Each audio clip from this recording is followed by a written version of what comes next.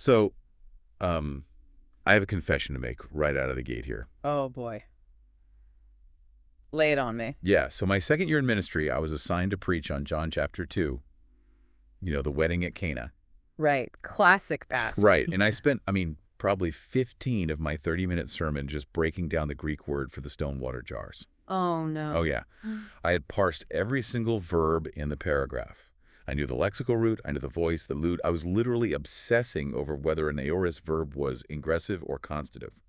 And let me guess, the congregation was absolutely riveted. They were asleep, completely asleep. And by the end of it, I realized I had just completely missed the forest for the trees. Ever get stuck there? You know the feeling. You're prepping a sermon, or maybe you're steering down the barrel of a massive exegesis paper for your MDiv, and you've dissected the text so perfectly that you've basically killed it. Yeah. You step back, look at the passage, and think, what on earth is the actual point here? We have all fallen into that trap. It's the classic symptom of treating the biblical text like a biological specimen pinned to a corkboard. Exactly. We pull out our grammatical magnifying glasses, we isolate the individual morphemes, and we produce this brilliant microscopic analysis of a single verb. But in doing so, we just lose the living, breathing organism of the discourse itself. You end up with 10 pages of morphological data. Right, and absolutely no idea how that verb connects to the sentence right before it, let alone how it advances the theological argument of the entire chapter. It is exhausting. It's like trying to understand the architecture of a massive sweeping cathedral by just putting a single brick under a microscope. That's a great way to put it. You might learn a lot about clay, but you won't know a thing about how the building holds together. So for today's deep dive, we are zooming out. Yes, way out. We're leaving the microscope behind and looking at the blueprints. We're moving past rigid word-level parsing and stepping into the world of systemic functional linguistics, or SFL. Which I am very excited about. Same here. Specifically, we're going to unpack Chapter 2 reference from Halliday and Hasan's groundbreaking framework on cohesion in English. And the beauty of Halliday and Hasan's work is that it forces us to ask a totally different set of questions. Instead of just asking, what does this word mean in isolation, SFL demands that we ask, what is this word doing in relation to the whole text? Right. And crucially, for our listeners today, we are not going to leave this in the abstract realm of theoretical linguistics. No, we have to make it practical. Exactly. We're building a bridge. We are taking this heavy linguistic architecture and mapping it directly onto a discourse analysis of the Greek New Testament. Specifically, we'll be looking at how this framework just completely upends and enriches our reading of the Gospel of John and 1 John. Grab your coffee, because this is where the rubber really meets the road for biblical exegesis. Absolutely. So let's start with the theoretical core of Halliday and Hasan's architecture. The fundamental distinction they make right out of the gate in Chapter 2 is between a grammatical relation and a semantic relation. Right, that's the foundation. I want to make sure I'm fully grasping this. If I'm parsing a Greek participle, I'm usually just thinking about grammar, right? But SFL says reference isn't grammar, it's semantics. Yes. How does that actually work in practice? Think about the different tools a writer has to tie a paragraph together. Some of those tools are purely structural. Let's take the concept of substitution. If I tell you, I dropped my favorite pen yesterday, I really need to buy a new one, the word one is acting as a substitute for the word pen. Got it. That is a grammatical relation. The rule is that the substitute has to perfectly match the grammatical class of the item it replaces. You are swapping a noun for a noun. It's just a structural placeholder. Okay, so a grammatical relation is like swapping out parts on an assembly line. As long as the new part is the same shape as the old part, the machine just keeps running. That's a really helpful way to visualize it. But reference, which is the beating heart of Chapter 2, operates on an entirely different plane. How so? Well, reference is strictly a semantic relation. It's about meaning, not just structure.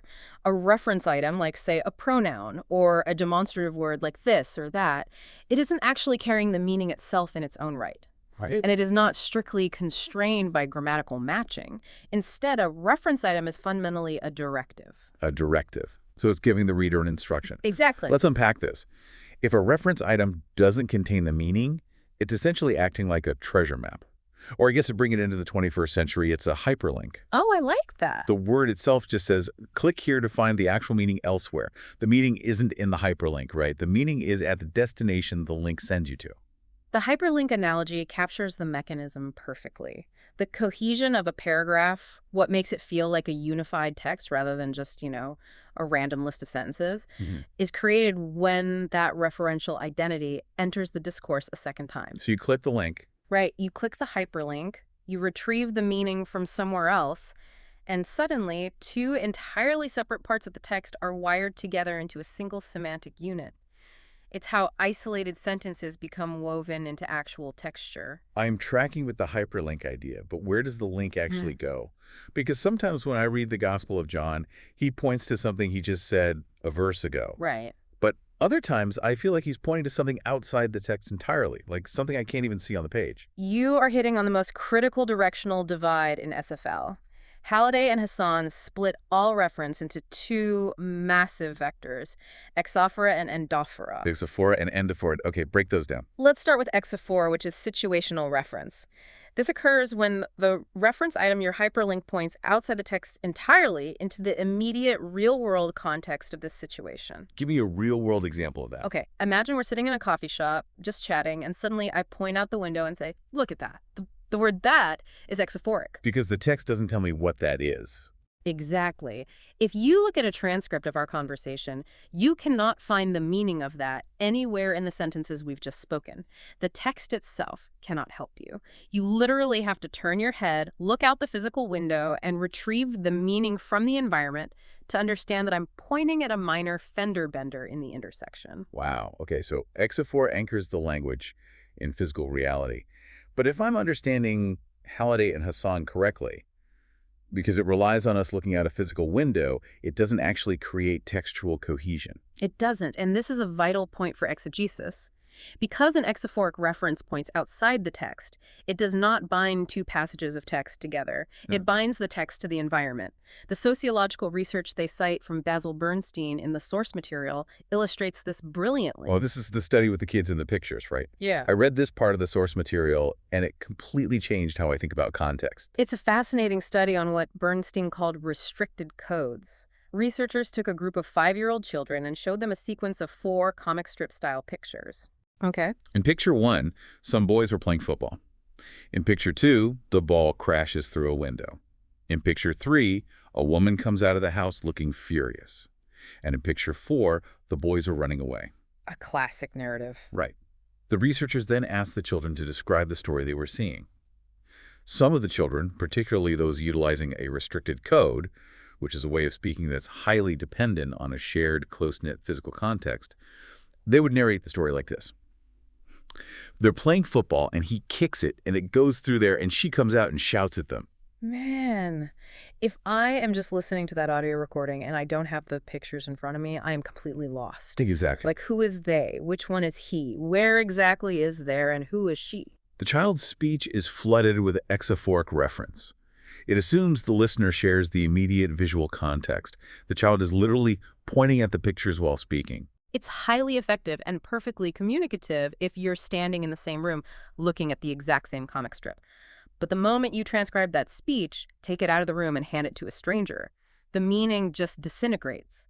It lacks internal textual cohesion because all the hyperlinks point outside to a room the reader isn't standing in. That makes so much sense. So, if exophora fails to glue the text together because it relies on us sharing a physical space, the biblical writers must have a different mechanism to create that glue internally. How do they point inside the text? That is the pivot to endophora. If exophora points outside, endophora is the textual reference. It points inside the text. Got it. Endophora is what creates true textual cohesion. The information you need to resolve the reference to click the hyperlink is located within the surrounding sentences. And this internal printing splits into 2 specific vectors, anaphora and cataphora. Visually, I always think of this like driving a car. Anaphora is pointing backward to a previously mentioned entity. It's constantly checking your rearview mirror to see where you came from and to make sure you're still tracking with the subject. Yes. Cataphora, on the other hand, is pointing forward to upcoming information. It's the headlights pointing to the road ahead, showing you what's coming. The driving analogy works perfectly. Anaphora is the prototypical vector for cohesion in almost all human language. John walked into the room. He sat down. Right. The pronoun he is anaphoric. It looks in the rearview mirror to retrieve the identity of John. It binds the 2 sentences. Cataphora is less common, but rhetorically, it's incredibly powerful for building suspense or structuring an argument. I always struggle a bit with cataphora in English. It feels, I don't know, less natural than just pointing backwards. We actually use it more than you think, usually to grab attention. Imagine saying, listen to this. We are going to Greece for the summer. The word this is cataphoric. When you hear it, the meaning is entirely unresolved. You have to wait for the headlights to illuminate the rest of the sentence to find out what this actually refers to. Its meaning is resolved by what follows. Okay, so we have the directionality locked in. We have hyperlinks that go outside the text, which is exophora. We have hyperlinks that stay inside the text, which is endophora. Right. And inside the text, we can either look in the rearview mirror with anaphora or shine the headlights forward with cataphora. Now, Halliday and Hasan give us a taxonomy. They categorize these referential hyperlinks into three distinct semantic buckets, right? Personal, demonstrative, and comparative. Let's walk through those buckets because this taxonomy is what we're eventually going to map onto the Greek text. Awesome. Let's do it. First is personal reference. This category is defined by speech roles, first and second person pronouns I and you. They represent the speaker and the addressee. Inherently, these are usually exophoric. That makes sense. If I say I, you don't look back in the text to find out who I am. You look at me, the physical speaker sitting across from you. I am the referent. Exactly. Meanwhile, third-person pronouns, he, she, it, they, represent other roles, people, or things outside the immediate speaking dynamic. Because of this, third-person pronouns are inherently anaphoric. They form those long chains, right? Yes, long, cumulative, cohesive chains throughout a narrative, allowing the author to keep talking about him or her without repeating their name in every single clause. Okay, then we have demonstrative reference. This is literal verbal pointing, and it's usually based on a scale of proximity. It is. It's about spatial or conceptual nearness. You have terms like this and these, which imply proximity to the speaker. That and those imply distance. If I'm holding a book, I say this book. If the book is on the shelf across the room, I say that book. This category also includes the definite article, the word the. Now, I found this part of the reading slightly counterintuitive. We usually think of the as just a grammar particle, but SFL classifies it as a demonstrative. It does, but with a caveat. SFL views the definite article as a non-selective demonstrative. Unlike this or that, it doesn't point near or far. It conveys no specific content of its own. It simply acts as a signal flare. A signal flare? Yeah, it tells the reader, the referent I am attaching this article to is specific, and I expect you to be able to recover its identity from the context. It's just a general identifier. Got it. Finally, we have comparative reference. This one is indirect. It requires a standard of comparison to be retrieved from elsewhere in the context. Right. General comparison deals with concepts of identity or similarity, using words like same, similar, or different. Particular comparison deals with quantity or quality words like more, fewer, or better. Okay. If I say, we need more coffee, the word more is a comparative reference. It demands a baseline. More than what? Well, more than the amount we currently have. The cohesion is created by linking the requested amount to the baseline amount. That's super helpful. Before we cross the bridge into the Greek text, I want to linger on one more nuance from Halliday and Hasan's chapter 2, because this absolutely blew my mind. Oh, let's hear it. The difference between extended reference and text reference. We use these constantly in everyday speech, but we never think about the massive cognitive leap we are asking our listeners to make. Sometimes words like it, this, or that don't point to a single noun. They don't. And if you try to force them to point to a single noun, the text completely breaks down. Let's say you witness a complex, multi-vehicle accident on the highway. Okay. You see cars swerving, you hear brakes screeching, you witness the collision, you see the aftermath. You come home, you spend 5 minutes describing this chaotic sequence of events to your spouse, and you conclude by taking a deep breath and saying, it all happened so quickly. When I say it, I'm not referring to a single tire. I'm not referring to a single bumper. I can't even trace it back to a single noun in my previous sentences. You can't, because it presupposes the entire complex process you just described. That is extended reference. The referent is not a person, place, or thing. The referent is a process, a sequence of events, which was encoded grammatically as a whole string of clauses. You take the entire chaotic story, package it into a single pronoun, and then make a comment on it. It's like zipping a massive computer file into a single folder. Exactly. Okay, what about text reference? How is that different? Text reference is a slight variation, and it's really crucial for understanding theological argumentation. Listen to this example provided in the source material. It rained day and night for 2 weeks. The basement flooded and everything was underwater. It spoiled all our calculations. Okay, let's trace this. The first two sentences are the event, the rain, the flooding, the water. But the it in that final sentence, it spoils all our calculations. That feels different than the car crash example. It is different. The it here is not just picking up the physical process of the water falling from the sky. It is transmuting the preceding clauses into a fact. Yes. The fact that it rained for 2 weeks is what spoiled the calculations.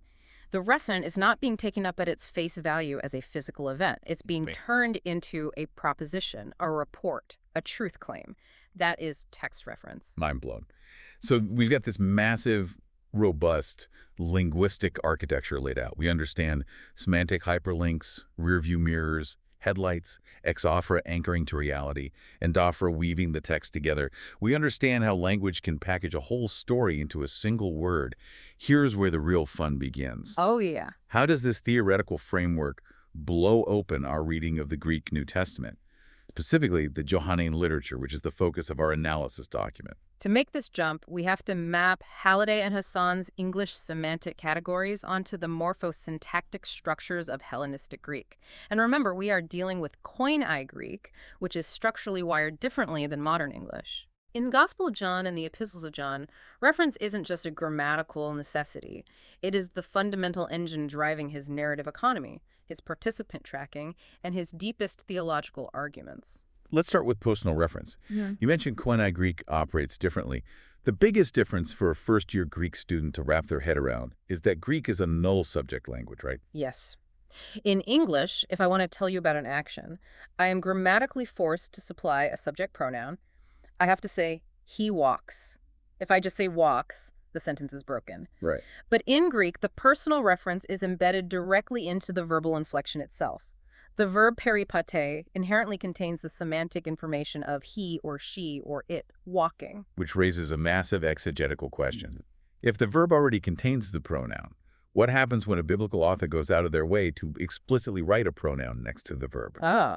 If John writes, "Otus peripate," he walks, it must be doing some heavy intentional lifting. You are touching on a core principle of discourse analysis. Yeah.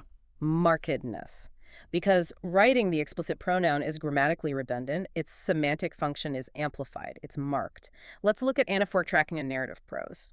I know you mentioned your struggles with John 2.111, the wedding at Cana. Don't remind me. Well, when John writes a narrative scene, he has to establish continuous participant chains so the reader knows exactly who is doing what without repeating, Jesus did this, Jesus did that, Jesus said this in every single sentence. Okay, let's trace it. John 2, verses 1 through 3. It starts by explicitly naming the participants to set the stage. The mother of Jesus was there. Jesus and his disciples were also invited. Right, the explicit nominals, Hey Mater for the mother and Ho Jesus for Jesus. They introduce the cast of characters. They are on the stage. Then a crisis happens. The wine runs out. The text says the mother of Jesus said to Otun, to him. The explicit personal pronoun, Otun. Yes. That pronoun operates as a classic anaphoric personal reference item. It looks in the rearview mirror. It retrieves its referent Jesus from the immediate textual context of the previous verse. This allows the author to seamlessly cross sentence boundaries and maintain absolute semantic continuity. As an exegete, if you follow the chain of anaphoric pronouns, you are tracking the flow of the narrative scene. The pronouns are the connective tissue. Okay, that makes perfect sense for third-person pronouns, the he and him. They look backward to keep the story moving. But what about those first-person speech roles, the I and the we? You said earlier these are usually exophoric, pointing outside the text to the real-world speaker. How does John use that? This is where Johannine discourse is absolutely brilliant at manipulating reference for theological purpose. It's not just about tracking who is talking, it's about establishing authority. Let's look at 1 John 1.1. The prologue of the epistle. That which was from the beginning, which we have heard, which we have seen with our eyes, which we looked upon and have touched with our hands. The Greek uses the explicit first-person plural, hemes. Think about the situational context of that letter. When the original audience in the first century hears that letter read aloud, and the reader says, what we have heard, what we have seen, those first-person plural inflections, ake ko amen, heo rak amen, They initially function exophorically. Okay. They are pointing outside the physical parchment to a real-world flesh-and-blood group of eyewitness apostles, the authoritative we. So the original readers know exactly who that we is in the real world. It anchors the text in historical, situational reality. The author is essentially saying, look at us, the physical people who touched Jesus. But watch what happens as the epistle unfolds. That exophoric we dynamically transforms. It starts by pointing outside, but very quickly it becomes an internal textual anchor. The author sets up a cohesive dialogue between the authoritative we and the target addressees, the you, the whomes. These things we write to you. Yes. The we becomes the theological baseline inside the text against which the you is measured. If you want to have fellowship with God, you must agree with what we have seen and heard. He pulls the outside historical world into the text and locks it in place as a structural pillar of his argument. That is profound. It turns the historical experience of the apostles into a permanent textual standard of measurement.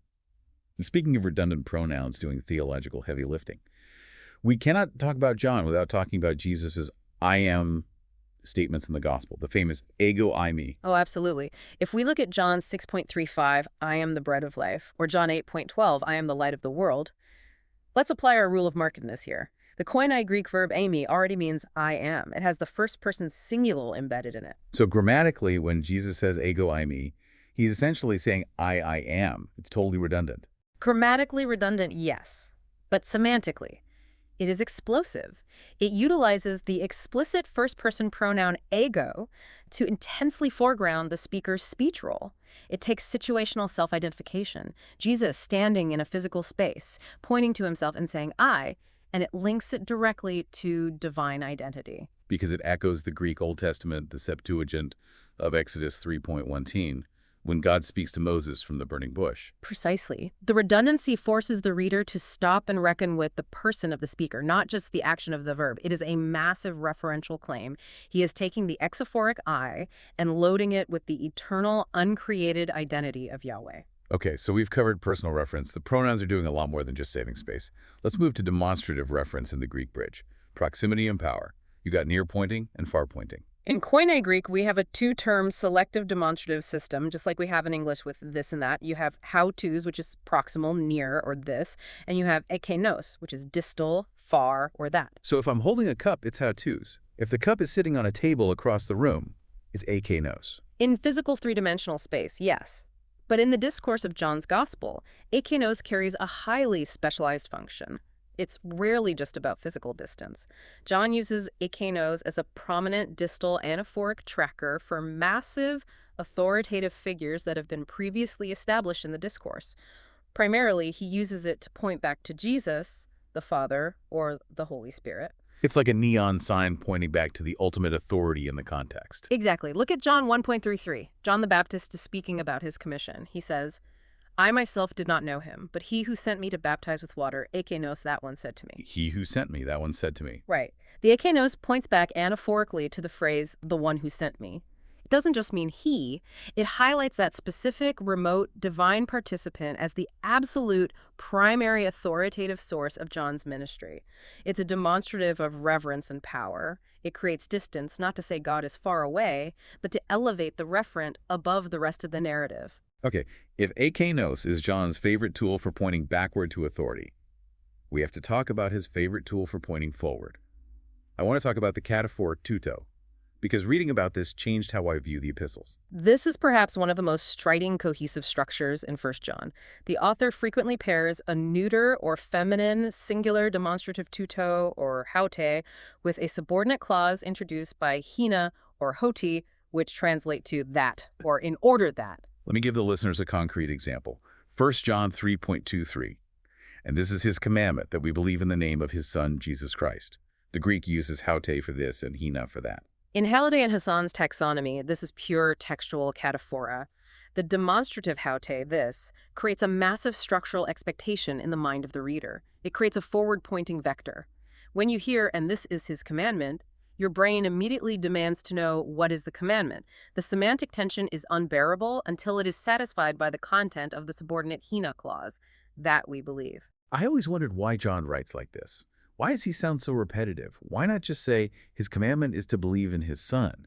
Why create the tension with this and that? Because it is a brilliant pedagogical and rhetorical strategy. It allows the author to thematicize massive abstract concepts before defining their actual semantic content.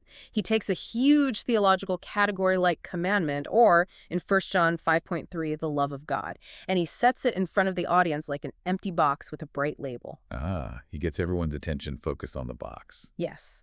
And then, via cataphoric reference, he opens the box and reveals the specific content. It guarantees that the local proposition, believing in Jesus or keeping commandments, is forever intrinsically linked to the macro theme. The headlights shine on the big idea and then illuminate the specifics. That's just masterful communication. It's essentially structural suspense. Okay, let's look at how John handles massive chunks of narrative. We talked about extended reference earlier, the "it rained for 2 weeks" example where a pronoun swallows a whole story. Does John actually do that in his Greek? He absolutely does, and it's a vital tool for his theological reflection. Let's go back to your struggle with John chapter 2. Ugh, the wedding at Cana. Right. Verses 1 through 10 describe a complex, multi-layered narrative event. Mary approaches Jesus. The servants filled the stone jars, the ones you preached on for 15 minutes. I deserve that. The water turns to wine. The master of the banquet tastes it and praises the bridegroom. It's a highly detailed story. Then we hit John 2.11. This, the first of his signs, Jesus did at Cana in Galilee. The Greek starts with the demonstrative totain, this. It modifies the phrase beginning of signs. But what is the referent of this? If we treat it as simple grammar, we look for a single preceding noun. Does this point to the wine? Does it point to the water pots? Does it point to the master of the feast? It points to the whole thing. Yes. It presupposes the entire preceding narrative event. The entire complex process of water becoming wine, the social dynamics, the revelation of glory, all of it is packaged into a single nominal entity via extended demonstrative reference. Oh man, if I had known this 10 years ago, why does that matter so much for our exegesis? Because when John uses totain to summarize an episode, he is inviting the reader to pause. He is literally shifting gears from storytelling to theological reflection. He takes all the moving parts of the narrative, freezes them into a single fact, and then tells you what that fact means. It manifested his glory, and his disciples believed. So by over-focusing on the stone jars, I was ignoring the grammatical road sign John put in verse 11 that said, hey, stop looking at the furniture, look at the house. That is exactly the trap SFL helps you avoid. If you don't recognize the extended reference, you get lost arguing about the liquid capacity of Jewish purification vessels, and you completely miss that John is packaging the entire event as a singular Christological sign pointing to the cross. Wow. Okay, let's tackle a notoriously thorny issue in Greek syntax, the Greek article. Oh, hey, too. You hear a lot of debates about the definite article. Some scholars treat it like a magic wand that makes things divine. How does SFL handle it? SFL demystifies it. Halliday and Hasan treat the English definite article, the, as an unmarked, non-selective referential deictic. It conveys no content of its own. It simply signals that the referent is specific and its identity is recoverable. The Greek article operates in exactly the same way. The discourse analysis document outlines 3 primary Johannine uses for the article that map perfectly onto SFL. Walk us through them. First is the anaphoric or second mention article. This is the most straightforward. It's the rearview mirror. Look at John 1.1. In the beginning was the word. In Greek, that first mention is ho logos. It introduces the participant. Right. Throughout the rest of the prologue, subsequent occurrences of ho logos utilize the article anaphorically. The article looks backward to maintain identity with the original head noun. It ensures we know we're still talking about the same divine word introduced in verse 1. Second is the cataphoric defining article, pointing forward. Look at 1 John 1.3 concerning the word of life. In Greek, it's to logutes zois. The article 2 before logu signals that the identity of the word is not pointing backward this time. Instead, its specificity is defined cataphorically, pointing forward to the post-modifying genitive tes of life. Ah, okay. It tells the reader, I'm talking about a specific word, and the definition of that specificity is coming right up in the next phrase. And the third use is the monadic or homophoric article. I'll be honest, this one always confused me. It feels like it breaks the rules of text cohesion. It feels that way because it is a form of exophora, but a very specific cultural kind. Think of John 1.1 again. And the word was with God, on the on, or later in the gospel, references to the world, ho kosmos.